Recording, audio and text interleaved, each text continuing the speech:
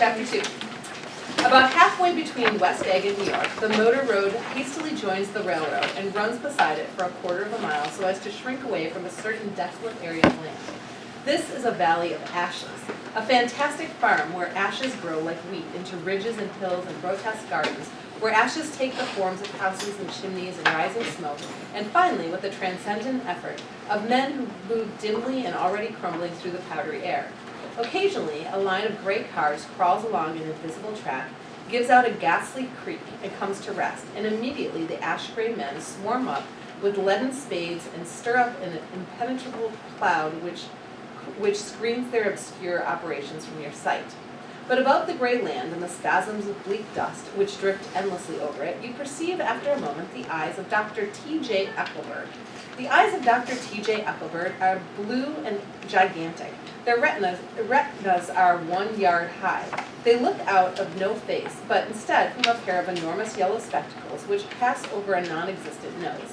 Evidently some wild wag of an oculist set them there to fatten his practice in the borough of Queens, and then sank down himself into eternal blindness, or forgot them and moved away. But his eyes, dimmed a little by many painless days under sun and rain, grew down over the solemn dumping ground. The Valley of Ashes is bounded on one side by a small, foul river, and when the drawbridge is up to let barges through, the passengers on waiting trains can stare at the dismal scene for as long as half an hour. There is always a halt there of at least a minute, and it was because of this that I first met Tom Buchanan's mistress. The fact that he had one was insisted upon wherever he was known.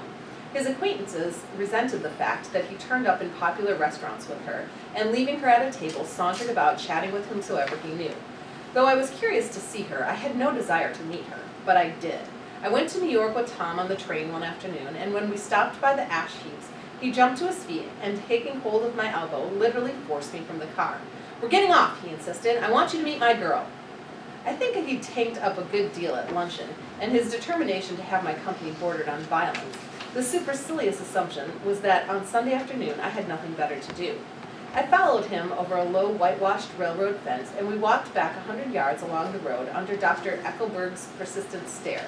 The only building in sight was a small block of yellow brick sitting on the edge of the wasteland, a sort of compact main street ministering to it and contiguous to absolute nothing. One of the 3 shops it contained was for rent, and another was an all-night restaurant approached by a trail of ashes. The third was a garage, repairs, George B. Wilson, cars bought and sold, and I followed Tom inside. The interior was unprosperous and bare. The only car visible was the dust-covered wreck of a Ford, which crouched in a dim corner. It had occurred to me that this shadow of a garage must be a blind, and that sumptuous and romantic apartments were concealed overhead when the proprietor himself appeared in the door of an office, wiping his hands on a piece of waste. He was a blond, spiritless man, anemic and faintly handsome. When he saw us, a damp gleam of hope sprang into his light blue eyes. "Hello, Wilson, old man," said Tom, slapping him jovially on the shoulder. "How's business?" "I can't complain," answered Wilson unconvincingly. When are you going to sell me that car?" "Next week. I've got my man working on it now." "Works pretty slow, don't he?" "No, he doesn't," said Tom coldly. And if you feel that way about it, maybe I'd better sell it somewhere else after all." "I don't mean that," explained Wilson quickly. "I just meant—" His voice faded off, and Tom glanced impatiently around the garage. When I heard footsteps on the stairs, and in a moment the thickish figure of a woman blocked out the light from the office door. She was in the middle 30s and faintly stout, but she carried her surplus flesh sensuously, as some women can. Her face, above a spotted dress of dark blue crepe de chine, contained no facet or gleam of beauty, but there was an immediately perceptible vitality about her, as if the nerves of her body were continually smoldering. She smiled slowly, and walking through her husband as if he were a ghost, shook hands with Tom, looking him flush in the eye. Then she wet her lips, and without turning around, spoke to her husband in a soft, hoarse voice. "Get some chairs, why don't you, so somebody can sit down?" "Oh, sure," agreed Wilson hurriedly, and went toward the little office, mingling immediately with the cement color of the walls. A white ashen dust veiled his dark suit, and his pale hair as it veiled everything in the vicinity, except his wife, who moved close to Tom. "I want to see you," said Tom intently. "Get on the next train." "All right. I'll meet you by the newsstand on the lower level." She nodded and moved away from him just as George Wilson emerged with 2 chairs from his office door. We waited for her down the road and out of sight. It was a few days before the 4th of July, and a gray, scrawny Italian child was setting torpedoes in a row along the railroad track. Terrible place, isn't it? Said Tom, exchanging a frown with Dr. Eckelberg. Awful. It does her good to get away. Doesn't her husband object? Wilson? He thinks she goes to see her sister in New York. He's so dumb he doesn't know he's alive. So Tom Buchanan and his girl and I went up together to New York. Or not quite together, for Mrs. Wilson sat discreetly in another car. Tom deferred that much to the sensibilities of those East Eggers who might be on the train. She had changed her dress to a brown-figured muslin, which stretched tight over her rather wide hips, as Tom helped her to the platform in New York. At the newsstand, she bought a copy of Town Tattle and a moving picture magazine, and at the station drugstore, some cold cream and a small flask of perfume. Upstairs in the solemn echoing drive, she let 4 taxicabs drive away before she selected a new one, lavender-colored with gray upholstery, and in this we slid out from the mass of the station into the glowing sunshine. But immediately she turned sharply from the window and, leaning forward, tapped on the front glass. "I want to get one of those dogs," she said earnestly. "I want to get one for the apartment. They're nice to have, a dog." He backed up to a gray old man who bore an absurd resemblance to John D. Rockefeller. In a basket swung from his neck cowered a dozen very recent puppies of an indeterminate breed. "What kind are they?" asked Mrs. Wilson eagerly as he came to the taxi window. "All kinds. What kind you want, lady?" "I'd like to get one of those police dogs. I don't suppose you got that kind." The man peered doubtfully into the basket, plunged in his hand, and drew one up, wiggling by the back of the neck.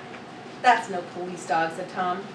"No, it's not exactly a police dog," said the man, with a disappointment in his voice. "It's more of an Airedale." He passed his hand over the brown wash rag of the back. "Look at that coat. Some coat. That's a dog that'll never bother you with catching cold."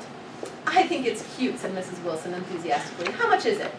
"That dog?" He looked at it admiringly. "That dog will cost you $10.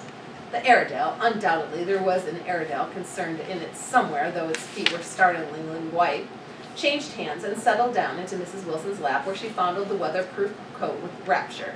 "Is it a boy or girl?" she asked delicately. That dog's a boy." "It's a bitch," said Tom decisively. "Here's your money. Go and buy 10 more dogs with it." We drove over to Fifth Avenue, so warm and soft, almost pastoral, on the Sunday afternoon that I wouldn't have been surprised to see a great flock of white sheep turn the corner. "Hold on," I said. "I have to leave you here."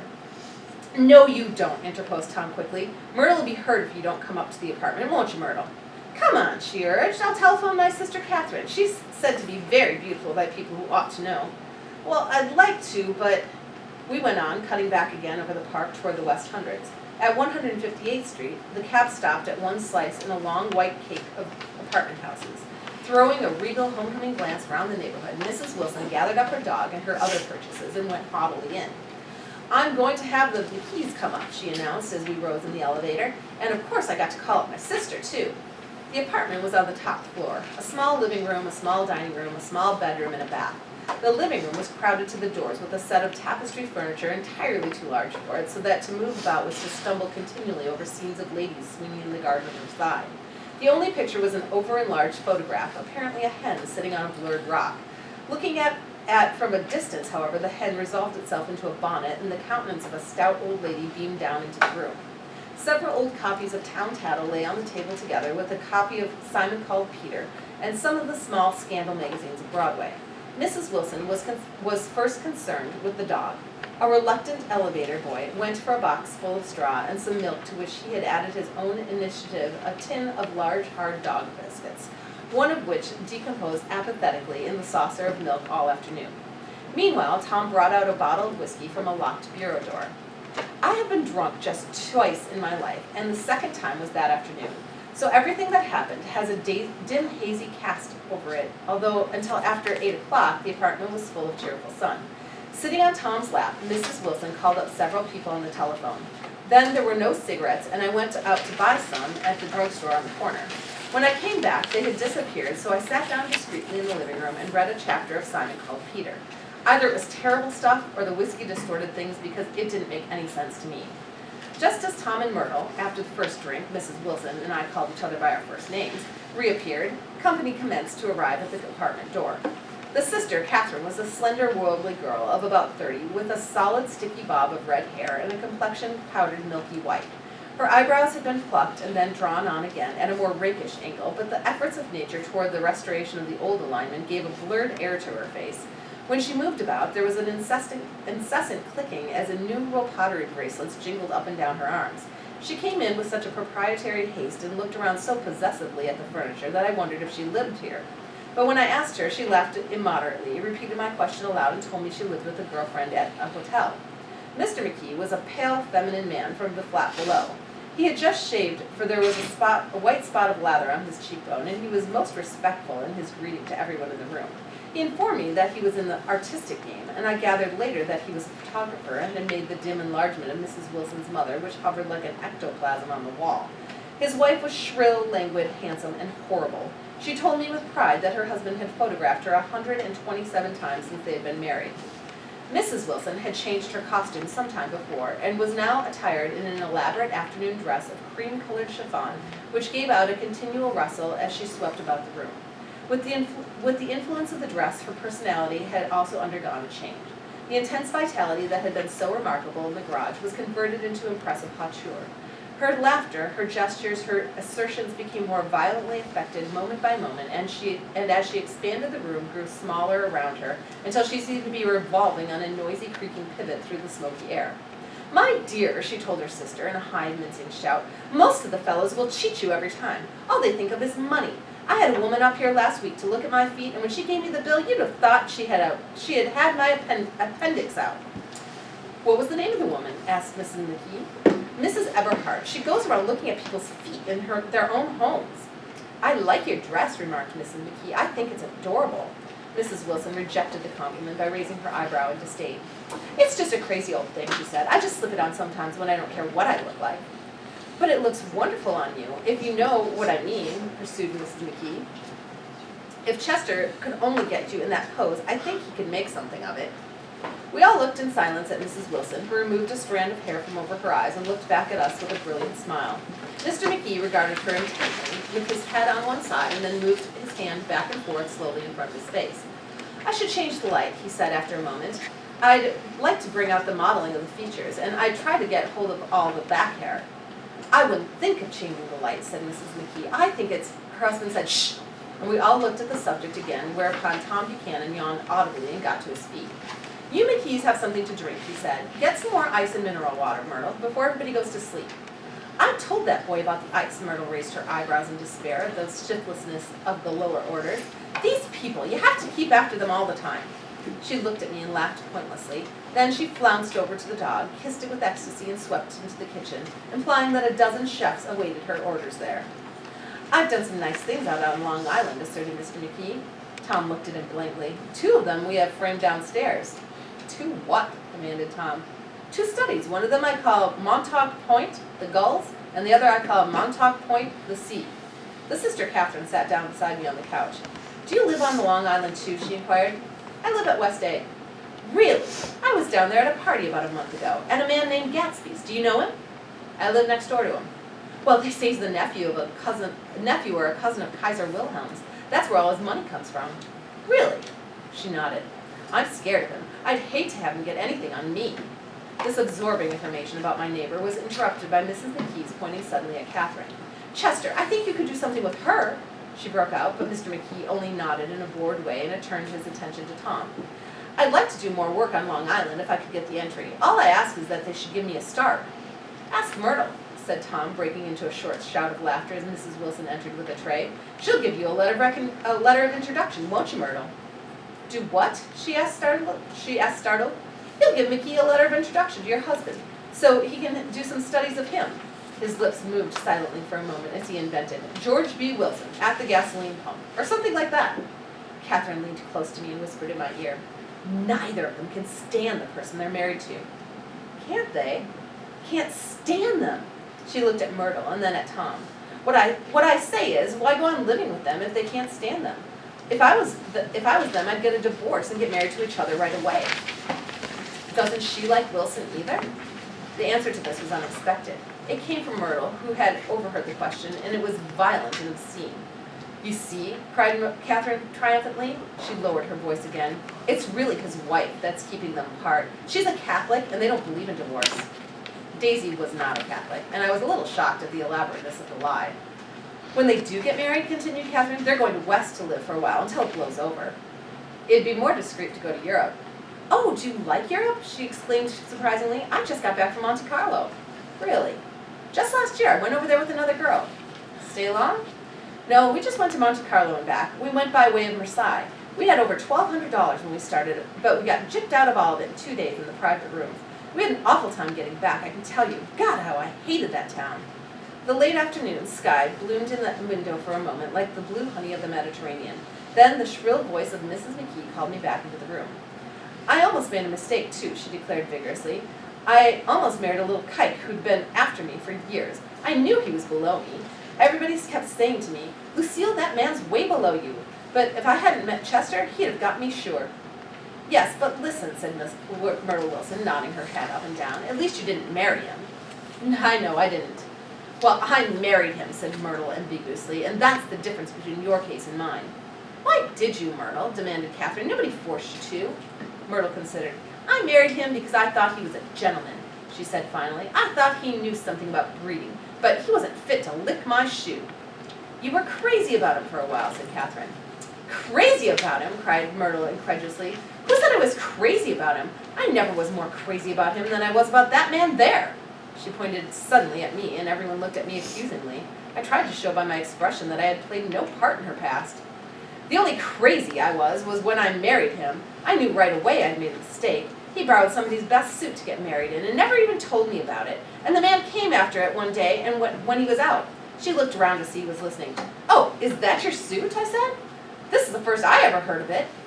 But I gave it to him, and then I lay down and cried to beat the band all afternoon. She really ought to get away from him, resumed Catherine to me. They've been living over that garage for 11 years, and Tom's the first sweetie she ever had. The bottle of whiskey, a second one, was now in constant demand by all present, excepting Catherine, who felt just as good on nothing at all. Tom rang for the janitor and sent him for some celebrated sandwiches, which were a complete supper in themselves. I wanted to get out and walk eastward toward the park through the soft twilight, but each time I tried to go, I became entangled in some wild, strident argument, which pulled me back as if with ropes into my chair. Yet high over the city, our line of yellow windows must have contributed their share of human secrecy to the casual watcher in the darkening streets. And I was him too, looking up and wondering. I was within and without, simultaneously enchanted and repelled by the inexhaustible variety of life. Myrtle pulled her chair close to mine, and suddenly her warm breath poured over me the story of her first meeting with Tom. It was on the two little seats facing each other that are always the last ones left on the train. I was going up to New York to see my sister and spend the night. He had on a dress suit and patent leather shoes, and I couldn't keep my eyes off of him, but every time he looked at me, I had to pretend to be looking at the advertisement over his head. When we came into the station, he was next to me, and his white shirt front pressed against my arm, and so I told him I'd have to call a policeman, but he knew I lied. I was so excited that when I got into the taxi with him, I didn't hardly know I wasn't getting into a subway train. All I kept thinking about over and over was, you can't live forever. You can't live forever. She turned to Mrs. McKee as the room rang full of her artificial laughter. My dear, she cried, I'm going to give you this dress as soon as I'm through with it. I've got to get another one tomorrow. I'm going to make a list of all the things I've got to get. A massage, and a wave, and a collar for the dog, and one of those cute little ashtrays where you touch a spring, and a wreath with a black silk bow for mother's grave that'll last all summer. I got to write down a list so I don't forget all the things I got to do. It was 9 o'clock. Almost immediately afterwards, I looked at my watch and found it was 10. Mr. McKee was asleep on a chair with his fist clenched in his lap, like a photograph of a man of action. Taking out my handkerchief, I wiped from his cheek the remains of the spot of dried lather that had worried me all the afternoon. The little dog was sitting on the table looking with blind eyes through the smoke, and from time to time groaning faintly. People disappeared, reappeared, made plans to go somewhere, and then lost each other. Searched for each other, found each other a few feet away. Sometime toward midnight, Tom Buchanan and Mrs. Wilson stood face to face discussing in impassioned voices whether Mrs. Wilson had any right to mention Daisy's name. Daisy, Daisy, Daisy, shouted Mrs. Wilson. I'll say it whenever I want to. Daisy, Daisy. Making a short, deft movement, Tom Buchanan broke her nose with his open hand. Then there were bloody towels upon the bathroom floor and women's voices scolding, and high over the confusion a long, broken wail of pain. Mr. McKee awoke from his doze and started in a daze toward the door. When he had gone halfway, he turned around and stared at the scene. his wife and Catherine scolding and consoling as they stumbled here and there among the crowded furniture with articles of aid, and the despairing figure on the couch bleeding fluently and trying to spread a copy of Tom Tattle over the tapestry scenes of Versailles. Then Mr. McKee turned and continued on out the door. Taking my hat from the chandelier, I followed. "Come to lunch someday," he suggested as we groaned down in the elevator. "Where?" "Anywhere." "Keep your hands off the lever," snapped the elevator boy. "I beg your pardon," said Mr. McKee with dignity. "I didn't know I was touching it." "All right," I agreed. "I'll be glad to." I was standing beside his bed, and he was sitting up between the sheets, clad in his underwear, with a great portfolio in his hands. Beauty and the Beast, Loneliness, Old Grocery Horse, Brick and Bridge. Then I was lying half asleep in the cold lower level of the Pennsylvania station, staring at the Morning Tribune and waiting for the 4 o'clock train.